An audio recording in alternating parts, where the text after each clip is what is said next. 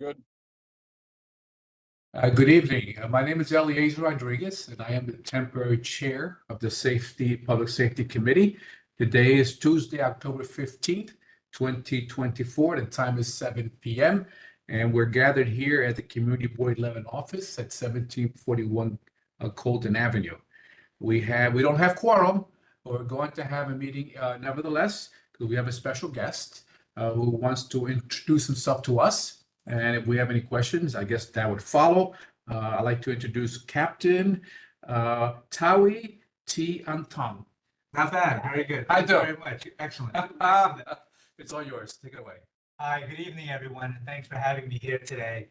And I am Captain Tawi Tien Tong, and I am affectionately known as Captain T. So that's absolutely okay. You can call me Captain T. That's fine. I am the new commanding officer for the 49th Precinct. Excuse me.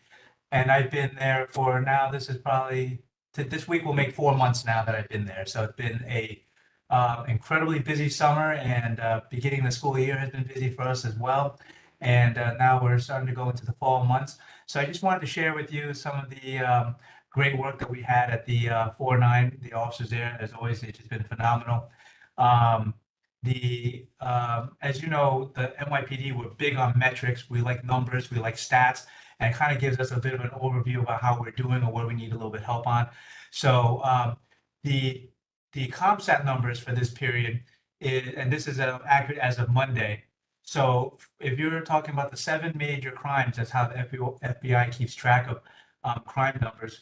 In the 7 majors for the 49 precinct, for the week to date, we're down 13%, so that's a total of 40 versus 46. And in the 28-day period, we're down 13.6%. So the 56-day period, we're also down as well, and we're chipping away at the 1-year numbers. So overall, between the last 56 days and the week to date, 28 days, we're doing really well. We're trending in the right direction. A lot of that also is based on a lot of the work that the cops have done. We're up in arrests across the board. In fact, just week to date, we're up 60.5% in arrests. And for the 28-day period, that's 14.5%. I'm sorry, for the 28-day period, we're up in arrests 53.5%. Now, we also have a lot of help from our other partners. We had our detective bureau, the 49 Detective Squad. Week to date, they're up 18 versus 8. So they're up 125% in arrests. And for the 28-day period, they're up 55 versus 44, which means that they're up 25%. So some of the crimes that still plague the 49, we've been seeing a little bit of the mopeds where they're riding on the moped and they're snatching the phones from our victims' hands.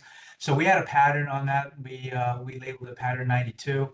Our squads did a really good job, and they managed to identify a perpetrator on that. So right now he's outstanding, and our warrants are hunting him. It looks like he's currently out of the state, but that's a good sign. That means that he's no longer committing robberies here in the Bronx. So the other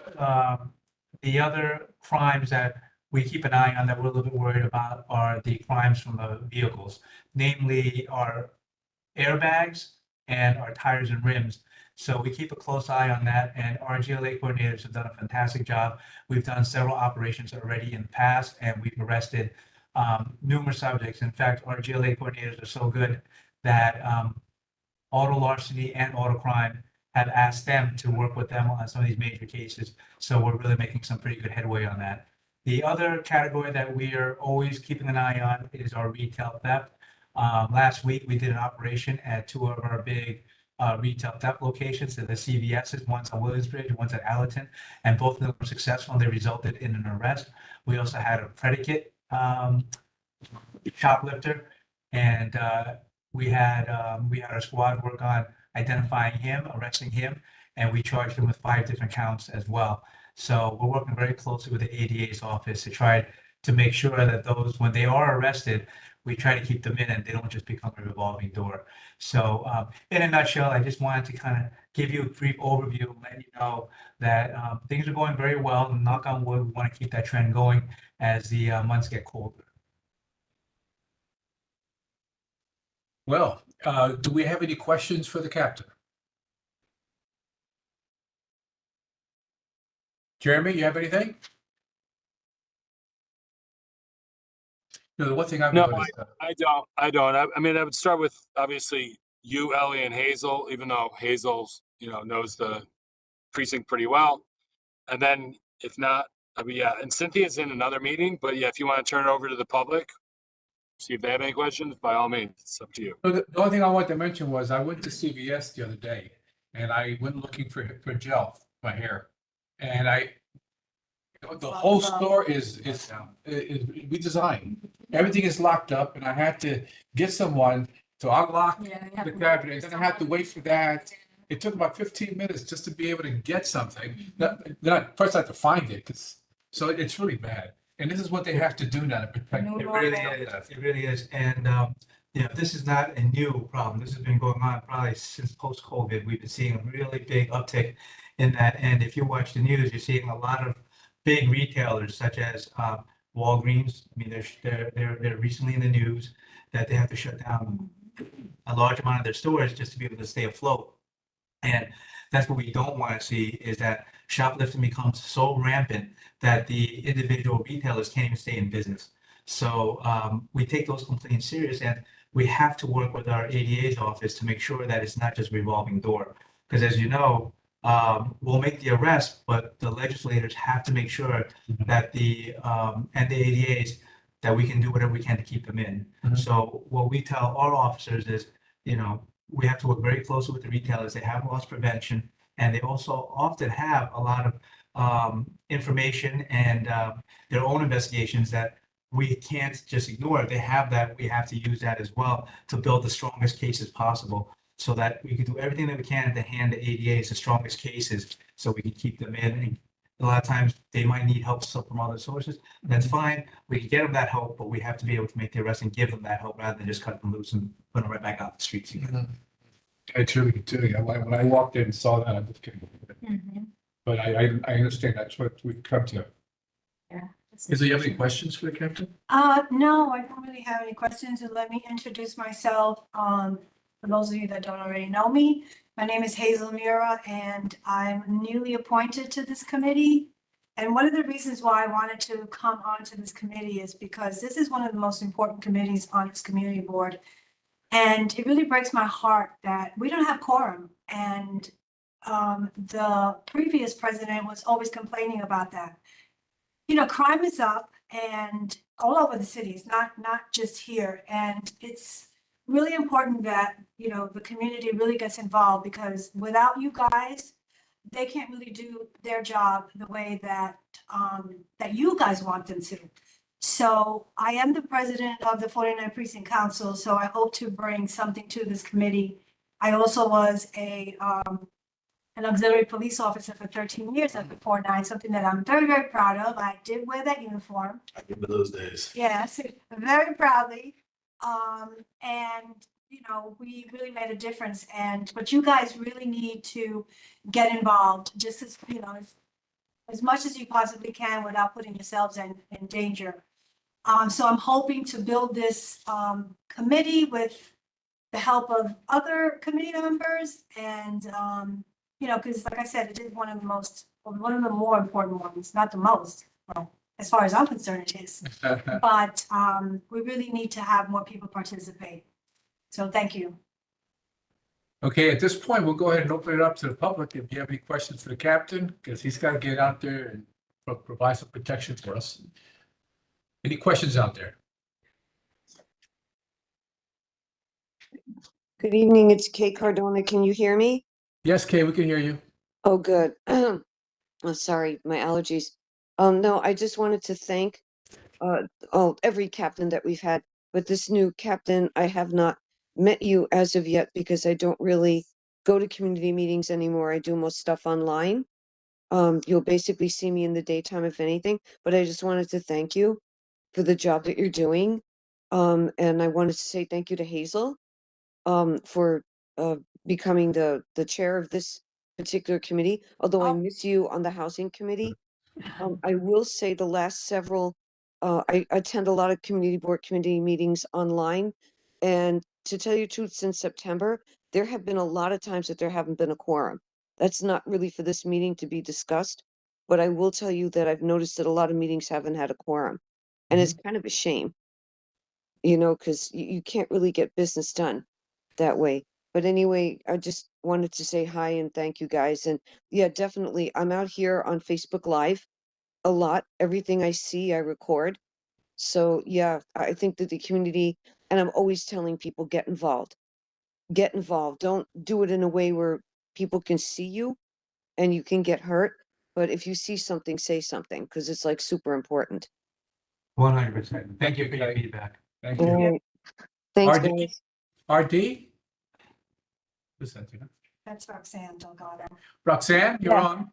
Yes, thank you so much. Captain, I attended this meeting because I want to bring up two issues that's ongoing. First, I've been doing lots of 301s and it's going nowhere. Regarding the commercial food truck that's parked on White Plains Road between Lydic and Pelham Parkway South. It's right in front of the check cashing place on 2187 White Plains Road. He's parked there in a meter zone all day. And whenever I do 301, it's not being addressed, and they're saying that he's unloading. He's intentionally leaves his back door up to make it seem like he's loading and unloading, but he's not. And what's really troublesome is that when another car double parks, and being that his commercial vehicle's truck is so large, it actually looks like it's triple park, and it causes it's a safety issue. It really needs to be addressed that he's been doing this for months since he started, and he's a licensed vendor. But he has no right to be park his commercial truck all day on a 2-hour meter zone. Could that be addressed, please? Yeah, absolutely. Oh. We'll jot down whatever issues we had, but we did have a, so earlier on in the year, if you recall, we had the mayor's town hall, and that little strip was one of the issues. So we were able to get some help both from traffic, from our own, because we kind of attacked that as a multi-agency situation where it wasn't just PD, we also had traffic, and they were able to help us tow some of the double parkers, and even of course the triple parkers, which makes it impossible to pass through over there. But it's been a while because they came out, and then we continuously had those operations throughout the summer months. But oftentimes, once we let up the pressure, they come back. So we'll put that back on there. We'll make that a priority again. We'll get those people to come back out and help us out with that area again. Thank you, Oh, Captain. thank you so much. And my second issue is that came up to me recently. As you probably know, Captain, there was a burned fruit commercial truck across from St. Catherine's on Williamsbridge Road on Yes. Palm Parkway North. But now the truck, and I reported it, and I think sanitation cleaned up that mess. But unfortunately, he relocated right in front of the school for Institute for Special Education, which basically referred to as a blind school, on 999 Palm Parkway North. So now he has this burn truck park there. Okay. And Yeah, we'll take a look at that because we're very familiar with that blind school. In fact, today we had an event there this morning, and we had my special ops lieutenants, the YCOs, community affairs, and traffic were all over there for the event earlier today. They had what they call the White Cane event, which is a really big event. yes. So we're very involved with that school, and we provided 6 police cars just to make sure that they had that event. They were very happy. We were very happy to be there for them. And if this is relocated to that area, that's concerning for us also. So we'll look into that. We'll have the same. We have a new YCO and NCO sergeant. He's very, very competent. We're very happy to have him. His name is Matt Coates, and he's super involved. So we'll make sure that he takes a look at that as well. Thank you, Captain. Yes, and not only that, alongside from Williamsbridge Road, on Palm Parkway North, Service Road, all the way up to 999 Palm Parkway, we have so many commercial trucks and even school buses and other commercial vehicles parked there overnight. Yeah, the larger trucks has always been, that's a problem citywide. A lot of commands. We get that a lot. Whenever we address that, we actually have a cop who works midnights and who goes around and issues them summonses. Even with the summonses, though, sometimes it's cheaper for them to take the summons than to pay for parking at a lot, especially for the oversized vehicles. And we do summons them, but it's really hard for us to tow them for two reasons. Number one, if they're occupied, they won't tow them. If it's like an RV and people are actually inside and they're being occupied, we can't tow them. We can summons them, but we can't tow them. The other thing is a lot of these people know the rules around there, and they're very savvy about moving it from one side of the street or even down the street. And now that constitutes, hey, I technically moved my car. So we have to make sure that we're observing them where they've been there for more than 24 hours, and they'll move their cars between them. So it's really hard to catch them in order for us to tow them. But we are aware of it. We have been summoning them. But again, it's really hard with these, especially the larger ones, where we can't tow them unless we have the special equipment to tow them. But we do have our officers keeping an eye on that, and we issue summonses whenever we can. When we can't tow them, we do. Every now and then we'll have to just get enough people to come and do an operation on that. And this might be one of those times. I'm not sure, because there are areas of the Bronx that are a lot worse, so it's harder for us to get the resources to come here when we're not seeing as much. But we'll definitely, we'll ask for the help. Yeah, definitely need, because when I did 311 for overnight parking, because commercial trucks are not allowed to park overnight, they said they closed the tickets and they referred to SOL, which I don't know what that means. But sorry, what? Anybody But else? Go ahead. Sorry. Yeah, Roxanne. one last, and okay, if that could be addressed, and I could send you pictures, because it's an ongoing issue, and the people that walk through the parkway in the morning, they're very upset by it. And lastly, I don't want to say too much. Well, Holland Leidig, I've been receiving lots of complaints from residents that there's fights always at that corner store. It's on Holland and Leidig on the south east corner. And they said that the police responds, but then after the police leaves, the fights continue. So I'm not understanding who's fighting over there, but they said there's lots of fights in that corner. Yeah, And I'm not familiar with that. That's a new one for me. yeah, there was It's pretty bad. It's basically a group of young people. They hang out from the deli at night. They'll play music, they'll dance. Okay. I haven't heard of fights. Yeah, But I have it's heard of the orderly. dancing and noise. Yeah. What There was time is this usually occurring? Well, the one that was a bad incident about 2 weeks ago in mid-afternoon, around 3 or 4, they said police responded because one of the person supposedly threatened the owner with a gun. But when the police responded, they were all gone. So I'm not sure, you could check if that's correct, but that's what the resident told me. Yeah, so what we'll do is we'll bring that back to our office, and we'll have a crime analysis analyze the 311, 911 calls in that area, and see what's popping off. If there's a specific time that we're getting a lot of complaints for that location, then we'll adjust our resources accordingly. So now that's on our radar, we'll know to look for it. All right, and my last time, I don't want to take too much time, but I want to be there in person, but unfortunately I have to be home waiting for Amazon package. But I have a community group, and we wanted to invite you to a special event, but how will I be able to do that by email? I don't want to discuss the event publicly. So Roxanne, you can always reach us. You could call me or Detective Paul, and we'll share it with his calendar. Okay, I'll do that later today. Thank you so much. Thank you. Thank you, Roxanne. Thank you, Roxanne. Anybody else? Well, we have Lisa who put in the chat that she's worried about the cars doing donuts on the intersection of Seminole and Rhinelander. Do you have an update on that? Do we have any? What did you know? Honestly, I haven't seen since last year. I really haven't seen many complaints about it. So if it's something that's happening again, it's not being. We're not being told. It was a big issue when I was still in NCO, and then we would go over there, do operations. Yeah, just if it's the same Summons. area that we're thinking of, again, this is a lot of the issues that we had, especially during the summer. And coming into the precinct, I know that we were really worried about the 4th of July and that big intersection over there and a lot of cars. So we had a big presence there during the summer, and we moved a lot of cars. We had posts over there from the 4th of July and a big chunk of July into August. So we haven't seen a repeat of that, and if we have, let us know. We'll keep an eye open for that, and we'll have to shift our resources to address that as well. But this was an older problem, but once we address that from the summer till now, we haven't seen it again unless it's starting to pop up again. Yeah, It is definitely starting up again, because as of last week, I was standing on the corner of Seminole and Rhinelander with my dog.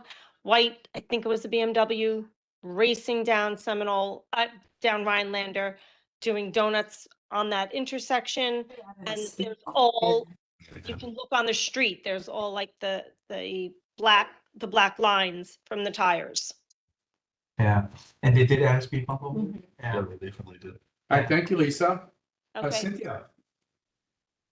We've said I've heard complaints about illegal car washes in several areas of the district. That's like all over. Yeah, we. Yeah, so we actually addressed that. That came up, Some of them. yeah, they came up in the past, and the car washes, believe it or not, they might look like they're all illegal and pop up, and some of them probably are. But when we sent out our conditions teams and our NCOs, they check all of these, and it's very, very easy to get a permit for the car washes. It's not expensive, and they actually, a lot of these that we're finding with those where they're using the cars and the trucks, and they do them right on the street. If they have the permits, they're actually allowed to do that. It looks terrible, but as long as they have a permit and the city is giving them out. So we have taken a look at some of those, and we've tried to issue summonses on things like the chemicals that they use for the shampoo and the soaps. If they're not biodegradable, we'll try to summons them on that. But if they can get the permits, they're allowed to be there. But you know, we haven't seen as many now, especially now that it's getting colder. It seems like there's less of that, but we'll definitely keep our eyes open for that. And we haven't done an operation on that since August. But if you're seeing more of that, we can absolutely send them back out. But again, a lot of them, like I say, those permits are very easy to come by, and they issue them. The city does issue them. Thank you. Is there any more questions for the captain? Going once. Going twice. Captain, thanks so much for being Jeremy here. Warnicki invited me to the meeting, or do I need to wait? What was that? Did you have a question? What was that? Well, I have an issue that's not a new issue. It has to do with Zimmerman Playground. And you cannot be unfamiliar with the multiple 311 complaints that I've registered about the boom boxes that play almost every afternoon from the playground. And it is clearly posted that amplified sound is not permitted, is prohibited without a permit. There's a group of young adults, some of them not so young, apparently, judging from their musical taste. Some of them even old enough to have been listened to by me back in the 70s. In any case, it's very loud. It's extra loud if you live above the ground floor level, because the floor of the park is 5 to 6 feet below street level. This makes it a giant speaker. So any sound, but especially amplified sound, is magnified. I've been dealing with this for years. Sometimes it is so loud, my windows rattle. And it's a serious quality of life issue that is driving me from my home. Where we get a periodic, but very spotty enforcement of this rule. So I want to bring it to the attention of the captain, because it's unbearable at times. It occurs almost every afternoon, beginning around 2 and continues well past 5, sometimes 6 in the evening. If I may, Thank you. I believe Jeremy, he told me about this complaint. I believe it was from you around July, and we did speak with our special operations lieutenant, and he did send over our FTU officers. There were a couple of foot posts over there. And then I did get a message later on that it was noticeably quieter for about 2-3 weeks. But you know, sometimes we have to shift our resources depending on what's going on in the precinct. So maybe once they started seeing less presence, they started to come back into the park. Yeah, so the other issue is it's also a timing issue, because if I recall correctly, a lot of those complaints are about when they kind of turn the Zimmerman into like a little exercise area where they work out to this music. So it's really these older. No, not this group. This Okay. group sits at a bench, on a bench, park bench, just north of the building that used to be the daycare center. So this is a regular group. They don't exercise. All right, so that I was, assure you. I think there's a couple of separate issues there. So like when we have our FTUs, which is our field training officers, field training unit, they start at 5:30 p.m. So that kind of misses that window, and that's why Zimmerman Park during the day, they're not going to be there. It would have to be during the day tour. So we have to send our NCOs over there, and we don't have the resources to have them sit there as a permanent post. But when they do have the complaints, they can come out there and they can address it.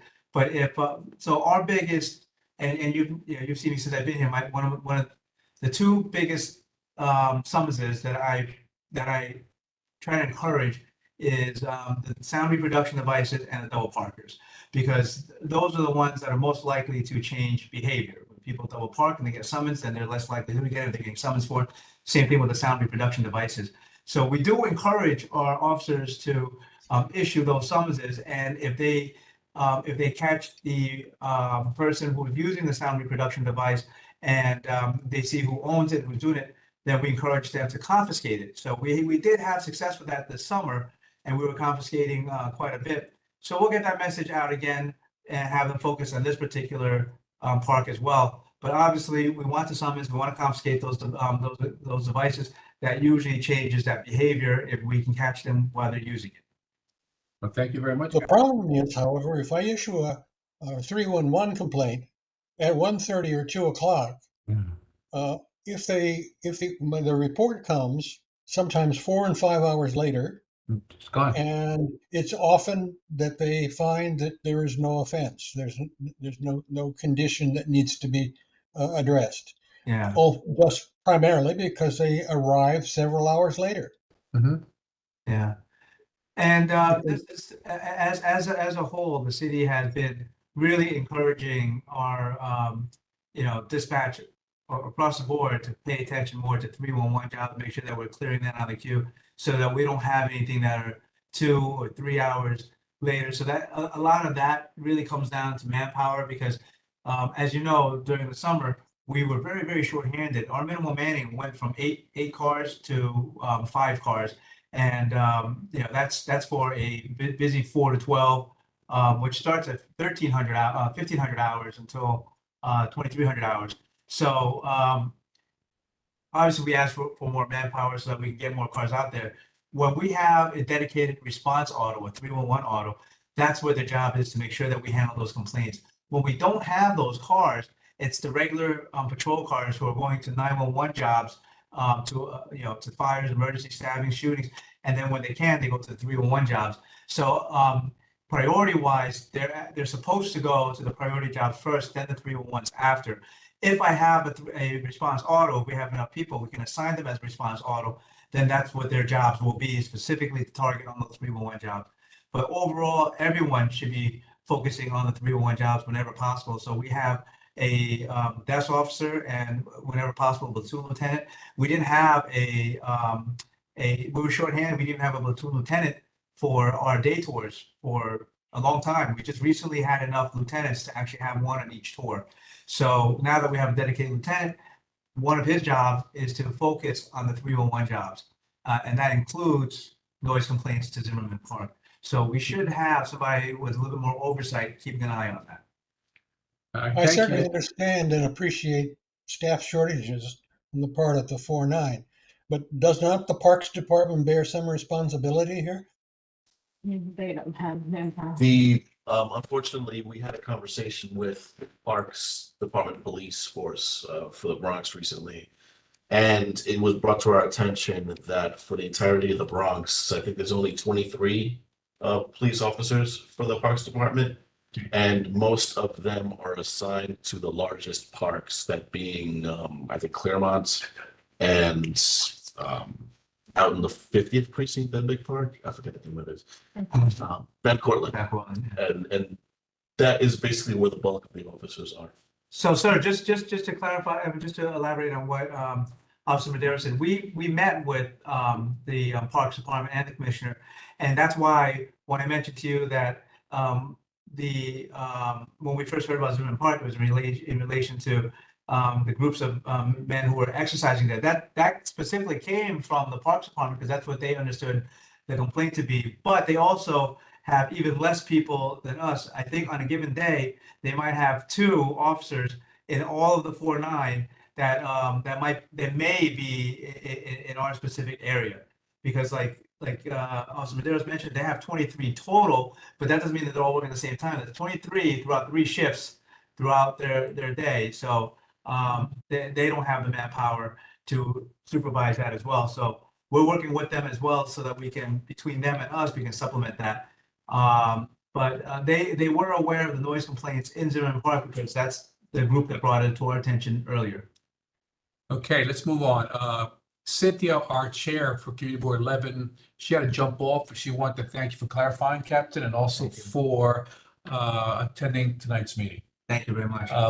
I believe we don't have any more questions, so I just want to thank the police officers for coming by and spending some time with us. It's a pleasure meeting you, Captain. Thank you so much. And we'll see you again. Yes, And again, absolutely. and again. Thank you. Thank you. Thank you, everyone. Thank you. Good night. Have a good night.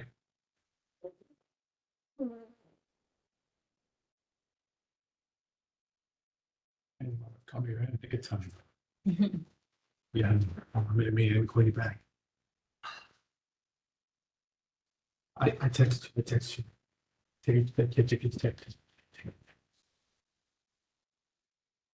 Oh, gosh.